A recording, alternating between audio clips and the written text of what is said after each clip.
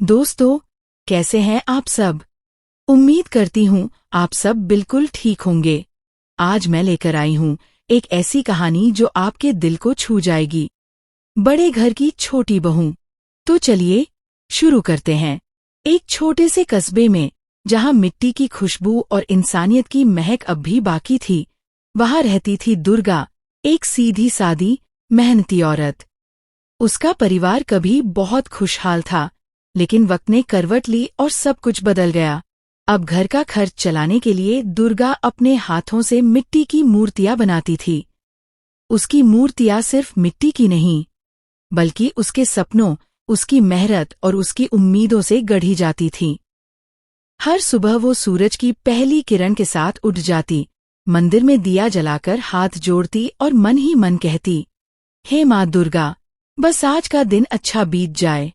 फिर वो अपने छोटे बेटे छोटू और बड़ी बहू बिजली के साथ बैठकर मूर्तियां बनाना शुरू कर देती।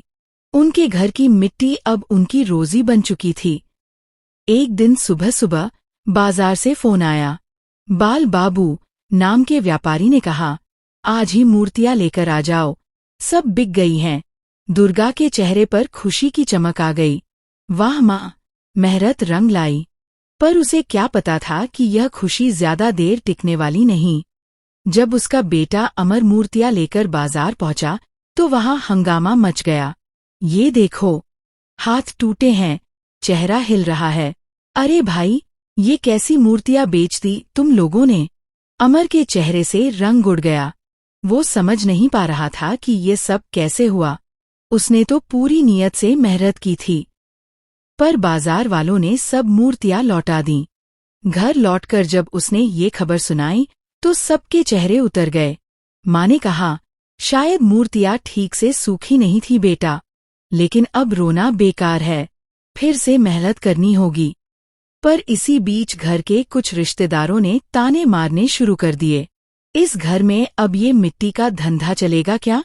हमारे खानदान की इज्जत मिट्टी में मिल जाएगी। दुर्गा ने शांत आवाज में कहा, मेहनत में कोई शर्म नहीं होती।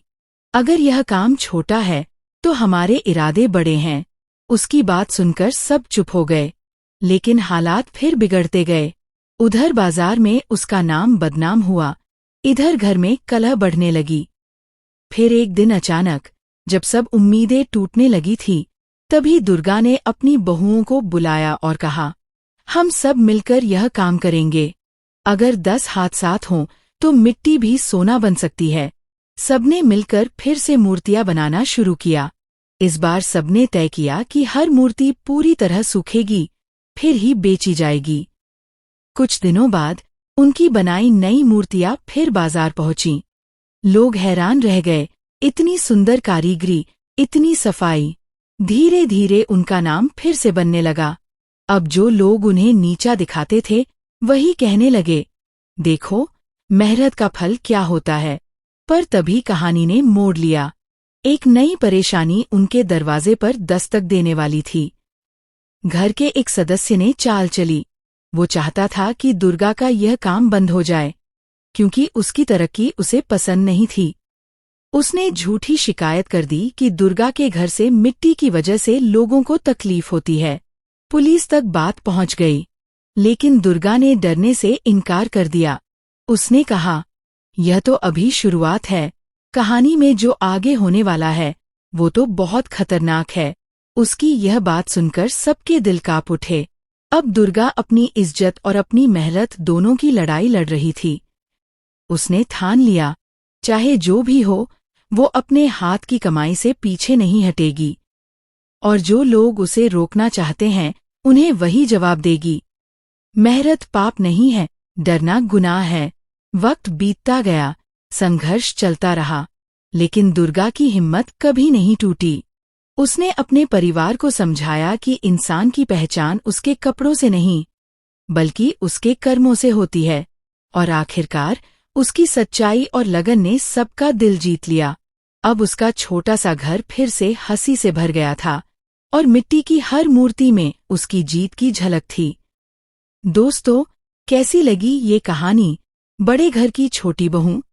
अगर आपको भी लगा कि मेहनत से बढ़कर कुछ नहीं होता, तो इस वीडियो को लाइक, शेयर और सब्सक्राइब जरूर कीजिए हमारे चैनल वाइब टीवी को। हम फिर मिलेंगे एक नई और दिलचस्प कहानी के साथ। तब तक के लिए खुश रहिए, सुरक्षित रहिए और देखते रहिए वाइब टीवी।